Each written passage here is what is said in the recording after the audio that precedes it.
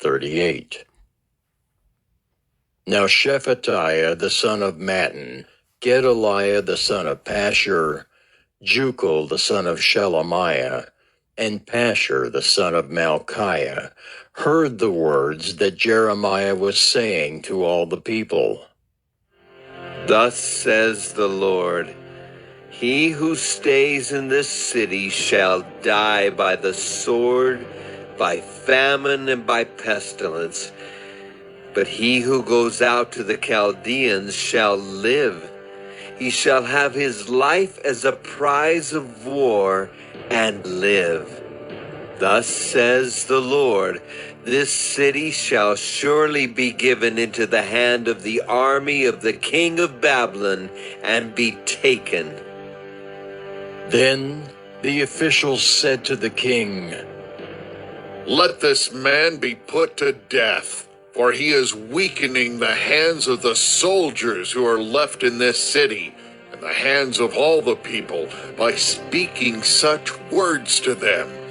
For this man is not seeking the welfare of this people, but their harm. King Zedekiah said, Behold, he is in your hands, for the king can do nothing against you. So they took Jeremiah and cast him into the cistern of Malchiah, the king's son, which was in the court of the guard, letting Jeremiah down by ropes.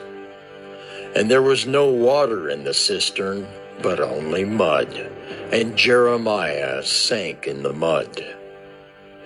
When Ebed-Melech the Ethiopian, a eunuch who was in the king's house, heard that they had put Jeremiah into the cistern, the king was sitting in the Benjamin gate, Ebed-Melech went from the king's house and said to the king, My lord the king, these men have done evil in all that they did to Jeremiah the prophet by casting him into the cistern.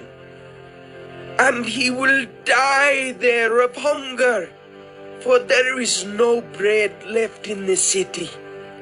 Then the king commanded Ebed-Melech the Ethiopian, Take 30 men with you from here, and lift Jeremiah the prophet out of the cistern before he dies. So Ebed-Melech took the men with him and went to the house of the king, to a wardrobe in the storehouse, and took from there old rags and worn-out clothes, which he let down to Jeremiah in the cistern by ropes. Then Ebed-Melech the Ethiopian said to Jeremiah, Put the rags and clothes between your armpits and the ropes. Jeremiah did so. Then they drew Jeremiah up with ropes and lifted him out of the cistern. And Jeremiah remained in the court of the guard. King Zedekiah sent for Jeremiah the prophet and received him at the third entrance of the temple of the Lord. The king said to Jeremiah, I will ask you a question. Hide nothing from me. Jeremiah said to Zedekiah, If I tell you, will you not surely put me to death? And if I give you counsel, you will not listen to me. Then King Zedekiah swore secretly to Jeremiah, As the Lord lives, who made our souls, I will not put you to death, or deliver you into the hand of these men who seek your life. Then Jeremiah said to Zedekiah, Thus says the Lord, the God of hosts, the God of Israel, if you will surrender to the officials of the king of Babylon, then your life shall be spared, and this city shall not be burned with fire, and you and your house shall live.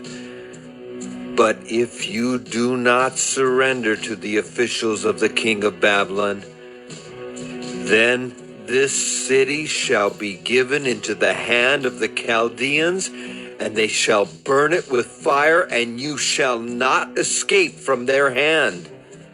King Zedekiah said to Jeremiah, I am afraid of the Judeans who have deserted to the Chaldeans, lest I be handed over to them and they deal cruelly with me. Jeremiah said, You shall not be given to them. Obey now the voice of the Lord in what I say to you, and it shall be well with you, and your life shall be spared.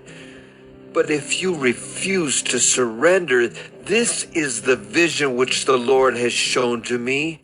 Behold, all the women left in the house of the king of Judah were being led out to the officials of the king of Babylon and were saying, Your trusted friends have deceived you and prevailed against you. Now that your feet are sunk in the mud, they turn away from you. All your wives and your sons shall be led out to the Chaldeans, and you yourself shall not escape from their hand, but shall be seized by the king of Babylon, and this city shall be burned with fire. Then Zedekiah said to Jeremiah, Let no one know of these words, and you shall not die. If the officials hear that I have spoken with you, and come to you and say to you, Tell us what you said to the king, and what the king said to you. Hide nothing from us, and we will not put you to death. Then you shall say to them, I made a humble plea to the king that he would not send me back to the house of Jonathan to die there. Then all the officials came to Jeremiah and asked him, and he answered them as the king had instructed him. So they stopped speaking with him, for the conversation had not been overheard. And Jeremiah remained in the court of the guard until the day that Jerusalem was taken.